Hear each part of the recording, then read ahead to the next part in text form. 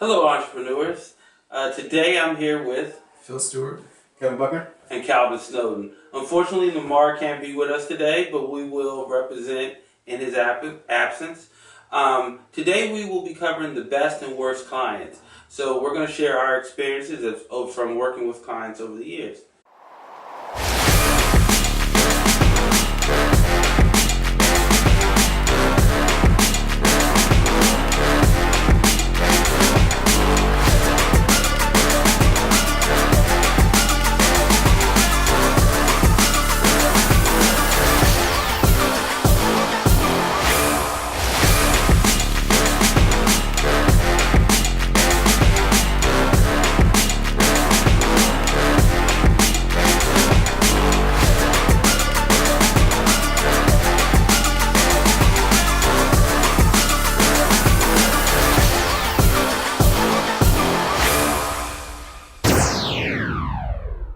As we talk about our experiences with best and worst clients, I'm really looking forward to hearing some of your stories. And so what has some of your experiences been?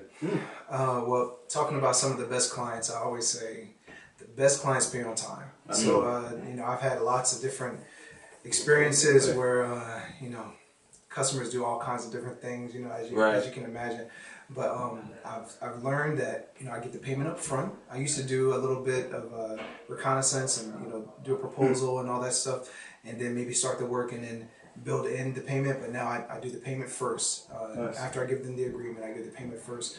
And that weeds out people who are not serious. Right. It weeds out those people who are just kind of picking your brain and not really ready to start a project, or it's just a pie in the sky kind of dream they have, but they're not really ready to start.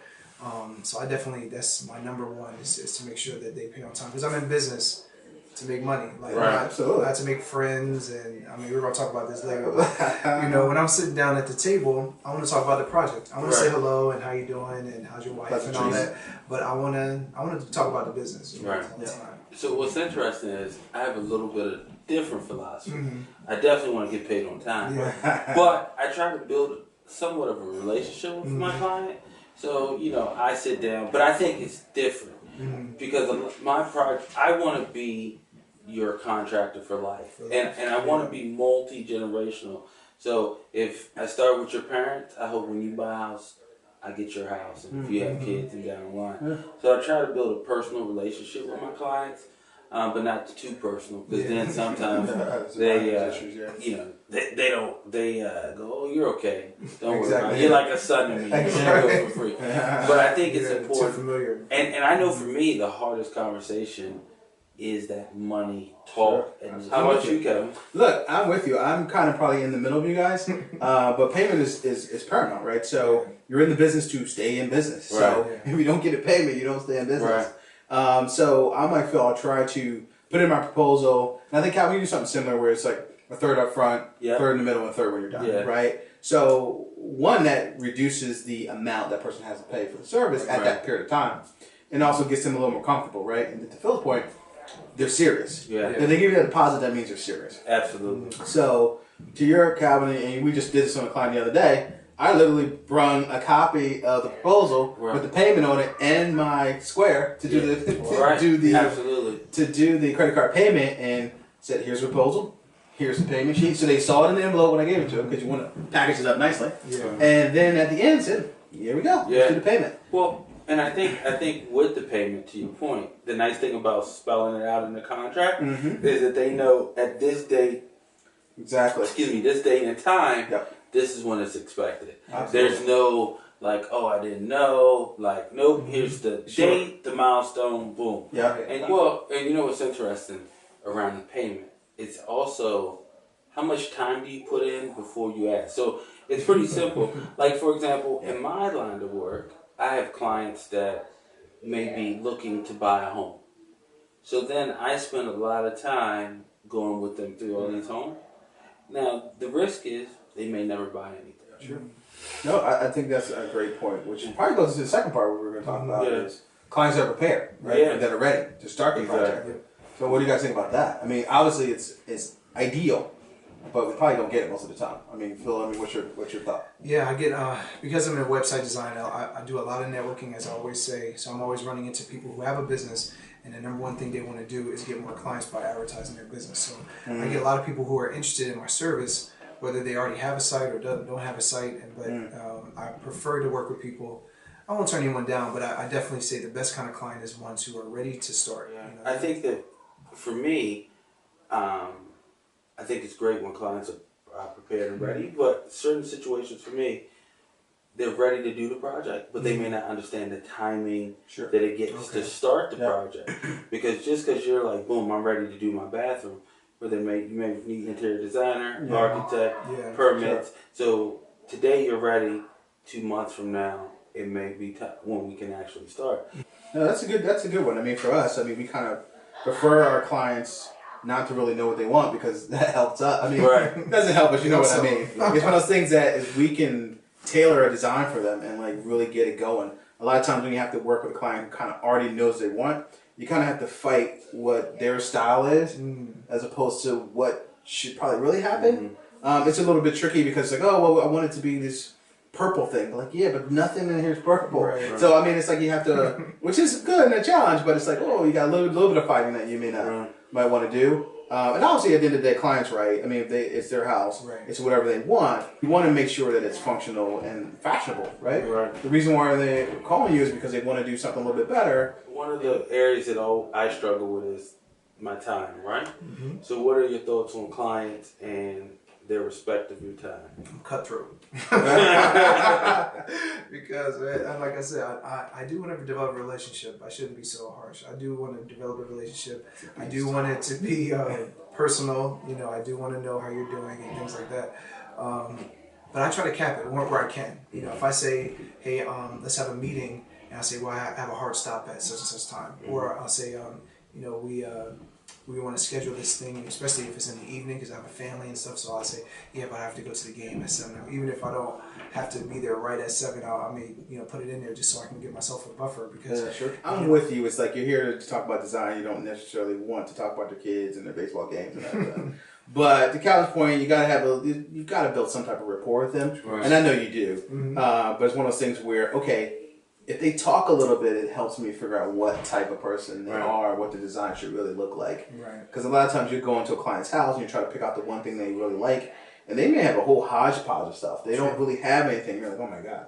So now you're trying to figure out, okay, what do I think the room should look like? And then focus it back on them. So talking through it helps a little bit. Well, and I think that for me, when I first started, clients got all my time.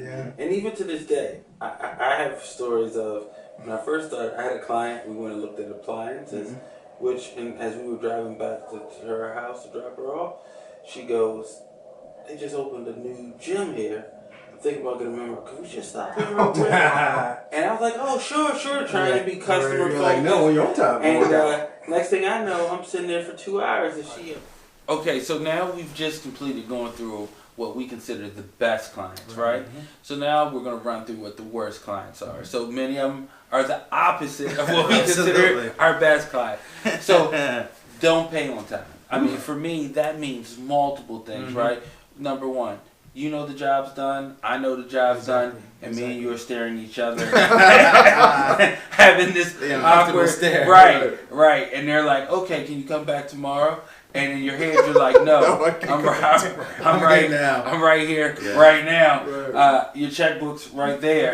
Let's pull this together. I think between that or clients who wait to the end and then want to change the terms. And what I mean by that is they need to finance or do other things. Those are what I consider the worst clients. And I have more stories than I can care to share. But I think one of the key things is that the money's always a hard subject. Sure. And I'm sure you guys have some examples of some things. I have a million, but I'll just say this one is the duck. When people duck and dodge you because they owe you, it's but isn't that just human nature? You don't want to pick up the phone when the bill collectors call. I mean, I understand. And I even had, at one time I had an assistant that, did that dirty work for me, but at the same time, when I call you, I text you, I emailed you, I left a voicemail.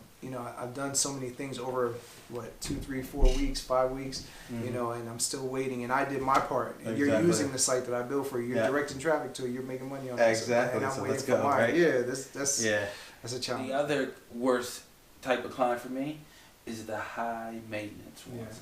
Yeah. And with high maintenance, they consume your time. They have no respect for your time, and they want you at their beck and call. Yeah. And it can be. I had a client. It's funny because she hits many of the worst client boxes, but I remember telling her I was going away on vacation. Me and my wife were going away. I work a lot, so I was trying to give my wife just a weekend, no business. She called me every day. Now, I made the mistake of picking up. I was going to say, you picked up, didn't you? But the other thing is, some of you are concerned if you have people working in these people's home, and it was random dumb stuff that could have waited till I got back. But it was the high maintenance clients that I've had have caused me to change my policy. I used to give out my business card and my phone number and my address and whatever. Now I've changed. I use Google Voice. I know I get paid for this, but I use Google Voice now so that I can turn my phone off at a certain time. Because I was getting calls at 7, 8. I'm eating dinner or I'm at church or doing my own personal thing. And so now my line only rings during business hours. You know, everybody can't do that, but I turn it off. And then when I'm on vacation, you know, it goes straight to voicemail. Right. You know? And so because of that high maintenance thing, I had to change some policies because it just makes sense. You know, look, Google Voice is your friend, and I feel we're not getting plugged for this, but we're getting any money out of this. But definitely want to use it where not only for avoidance of calls, but if you're like me and my partner, it brings up both of our lines, right? Yeah. So we don't have to longer give out our personal cell phone numbers and be out there. But we don't miss any calls, right? So it is good. Whatever voice app is out there. We're just saying Google, but there's tons out there. right. Use it. It's your friend. Right. I mean, and actually, I recently went to a voice over IP service, and I paid for mine. But the reason is I have multiple extensions and different things going on. But as someone who just did it this month. Best investment. But the number of BS calls stop, right? Because now it bounces to my office, to my assistant. So people now go, oh no, I don't want to talk to her, I want to talk to him. And so it stopped the calls during the day that were nothing. And then the other thing is, it also allowed me to have that divide. But I mean, if you look at a high maintenance client overall, I think they tend to be, they don't respect the boundaries, you know, they don't have any respect for your time. And I think that just all fits in that high maintenance spot. No, absolutely. And I think the other thing, when I think of my worst clients, are the ones who don't give any feedback. You ask, then we get to the end, and then they want to hit me with a list of stuff they don't like. Exactly. My experience has been, those clients that do that are going all the way back to our first point. Don't want to pay on time. They're looking for a way, or they're trying to look for a way to reduce it. I didn't like this. This wasn't right. I didn't feel. And then it's kind of funny. I had a client that we finished the project. We were done, packed up. I sent them the note because they weren't home. We're all done, and the husband then sent me an email, like 3 pages of stuff, and if you could remove your lockbox, and we're not gonna pay. So I wrote back, that's wonderful, that and just said to him, no, this surprises me. There's been no feedback. We talk regularly. You can't say, 1, that you're not going to pay, these are your issues, and 2, you didn't give me an opportunity to fix them. So you have to be careful because you never know a client's angle. So it all depends on the client. I mean, we talked about high mains. If a high mains client is paying to be high mains, that's a different story. Right. So I mean, it's all relative, right? We all have high mains clients.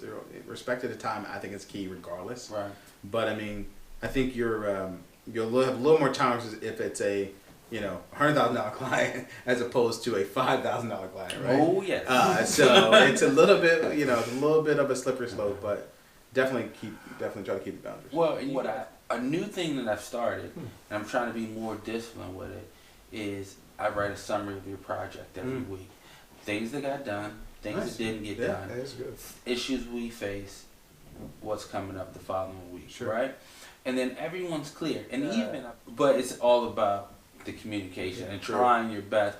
And I think the challenge is, right, I'm hoping once I put these processes that my assistants or my project managers or whoever can take it, use it, and make sure like every Friday this happens. Good. Yeah, I'm learning something today. I never thought of that. That's key. Yeah. That's why you need project management. Yeah, exactly. It's paramount. Yeah. It really is. Now, my final bullet for worst customers, and it's one of my pet peeves.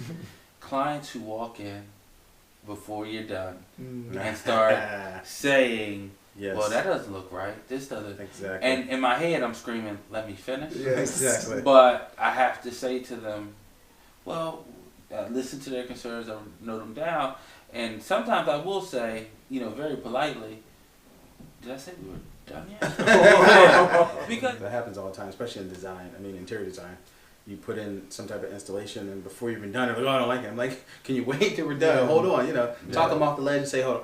Talk off the ledge. Like, look, let's finish it. Let's see what it looks like.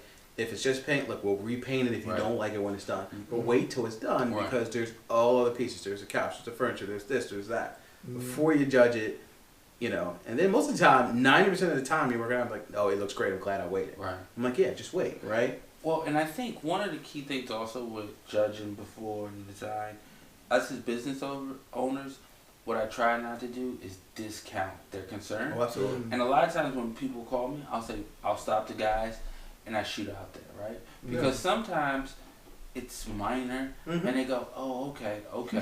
But the thing is, if they call you and be like, oh, it's no big deal, and you don't go. Right. Like, I need to put my eyes on it. And once I see it, because I got countless text emails where I say, well, let me explain what we're doing or what may have happened. You said something that was great, and we should emphasize that. Like, if a client calls you and they have a concern, go out there and look at it. Right. It's not only that to your point, you're not discounting them. You want to make sure you understand what they're referring to, what their concern is. And to your point, if you can put your eyes on it and go, okay, I understand your concern, but we're going to do this and this, which will cover half of this. Right? Or this will actually go in with the, settee that you have that you want to bring in. So if we change this color, then this throws off. So I think if you can get a feel of what they're concerned about and to give them a couple options, it's kind of a trust ring. Now, like, okay, Kevin saw it, he's good with it, he understands where I'm at. Right. He's got some solutions. I'm gonna trust that he will fix it. Right. And then at the end, because just because they don't like it or judge some doesn't mean they're bad. Yeah, sure. But it's when you judge it every step of the way. Yeah, absolutely. I just put down the Hardy backer. Why is it the towel? Well, that's the Hardy backer. Right. See, I put that down before I put that. that. Look like concrete. Yeah, exactly. If I let my clients see the code that I'm writing, is all gobbledygook anyway. Fortunately for me, when I'm building a site, I hide it from the customer, so they can't see it until I'm ready for them to see it. Right. And I used to let it be open, and then they're clicking around, and this doesn't look right, or this link is broken, or whatever. Yeah. And then, but I've found use my tools, as we always talk about, use the tools, and now I hide it. But unfortunately, you guys deal with people who live in the house. You can't really hide it from them. Can't put a sheet in front of the wall. But fortunately for me, I haven't had that issue. But it does come up, and same thing that you guys are dealing with. The same way I was able to deal with it in the past. Just let them know, hey, this is here for a reason. Yeah, absolutely. I have to do this step 1 before I do step 2, and things like that. Yeah. But for sure. I mean, I think we kind of share with you our best clients and our worst clients, and some of the things that we do as best business practices. So hopefully, based on our list, you will learn some of the things to look out for. You can relate to some of our stories. Yep. And as always, we hope and appreciate any feedback you have or questions you have for us. So make sure you give us a follow or subscribe.